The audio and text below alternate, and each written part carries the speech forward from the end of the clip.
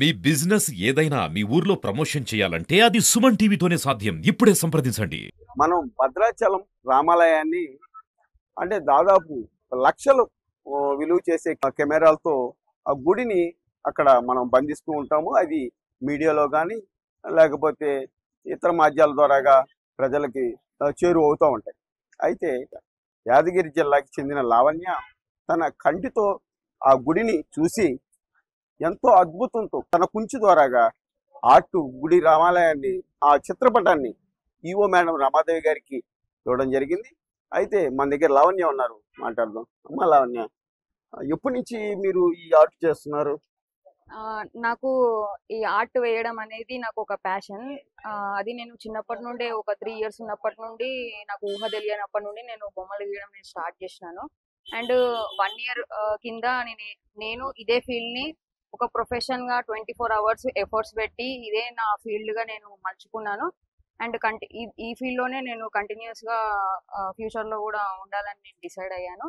And recent గా మేము ఇక్కడ మర్రిపేడలో ఒక రాక్ స్టోన్స్ అనే ఒక పెద్ద ప్రాజెక్ట్ వర్క్ చేయడానికి వచ్చినాము.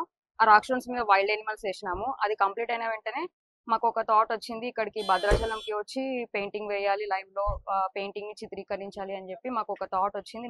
వెంటనే మేము ఇక్కడికి భద్రాచలం వచ్చి పర్మిషన్స్ తీసుకొని, దేవాలయం నుండి పర్మిషన్ తీసుకొని ఆ పెయింటింగ్ ని మేము అక్కడ లైవ్ లోనే టెంపుల్ ముందు స్టాండ్ పెట్టుకొని క్యాన్వాస్ మీద ఎక్రెలిక్ పెయింట్స్ తో మేము పెయింటింగ్ ఒక 3 రోజుల పాటు వేసినాము. అండ్ ఆ పెయింటింగ్ తో పాటు నేను నా ఓన్ గా క్రియేటివ్ కొంచెం కంపోజ్ చేశాను. లోపల ఉన్న మూల విరాట్ విగ్రహాలను, దేవులను, సీతారాములను, లక్ష్మణుడిని మేము క్రియేటివ్ గా కంపోజ్ చేసి దేవాలయానికి నిన్న ప్రజెంటేషన్ చేసినాము. అండ్ ఇలా మాకు ముందే ఆలోచన ఉంది, మాకు ఇలా అన్ని దేవాలయాలని ఇలానే మేము మన ఇండియన్ సంస్కృతి సాంప్రదాయాలని నా వంతుగా నేను ఎక్స్పోజ్ చేయాలి అని చెప్పి నాకు ఈ థాట్ నాకు ముందు నుండే ఉంది. ఆ థాట్ వల్ల నేను ఇక్కడికి భద్రాచలంకి వచ్చి నేను ఇక్కడ పెయింటింగ్ వేయడం జరిగింది. ఇది సెకండ్ పెయింటింగ్. ఇంతకుముందు స్వర్ణగిరి పెయింటింగ్ వేసినాను. అది అయిపోయిన తర్వాత భద్రాచలం పెట్టుకున్నాను. అండ్ మేము వింటర్ సీజన్ లో అలా కాశ్మీర్ టు కన్యాకుమారి అనే ప్రాజెక్ట్ ని స్టార్ట్ చేయబోతున్నాను.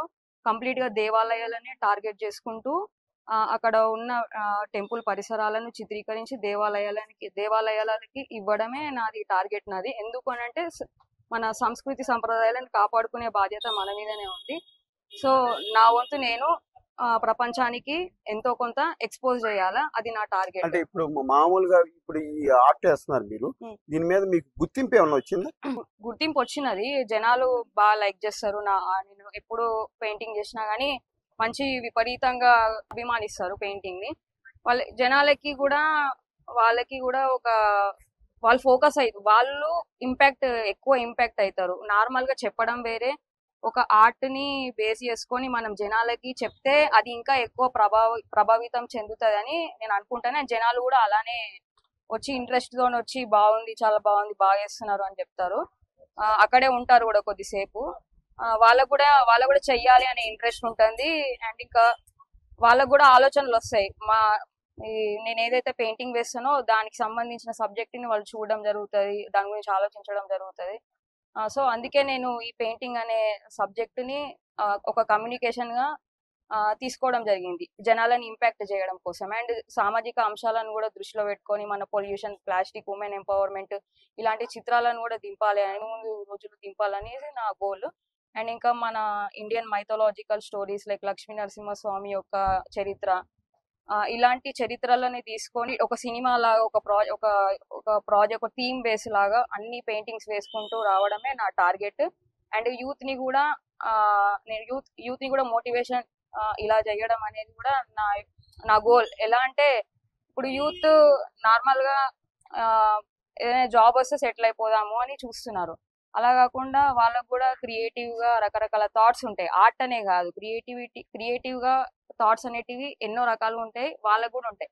వాళ్ళు భయం లేకుండా వాళ్ళ థాట్స్ ని వాళ్ళు వ్యక్తీకరించాలి, ముందుకు పెట్టాలి, రిస్క్ తీసుకోవాలి. క్యాలిక్యులేటర్ రిస్క్ తీసుకొని వాళ్ళ యొక్క క్రియేటివ్ థాట్స్ ని కానీ ఏదైనా కానీ భయం లేకుండా వాళ్ళు ముందుకొస్తే మన డెవలపింగ్ కంట్రీ అనేది డెవలప్డ్ కంట్రీ 2047 వరకల్లా డెవలప్డ్ కంట్రీ అయిపోతుందని నేను గట్టిగా నమ్ముతాను. అయితే భద్రాద్రి రామయ్య టెంపుల్తో పాటుగా మూల విరాట్ కూడా చక్కగా ఎంతో అద్భుతంగా ఇక్కడ ఆర్ట్ వేయడం జరిగింది. దీనికి రామ భక్తులు కూడా ఆనందాన్ని వ్యక్తం చేస్తున్నారు. కెమెరామెన్ బాలసూర్యతో నాగరాజ్, సుమన్ టీవీ, భద్రాచలం.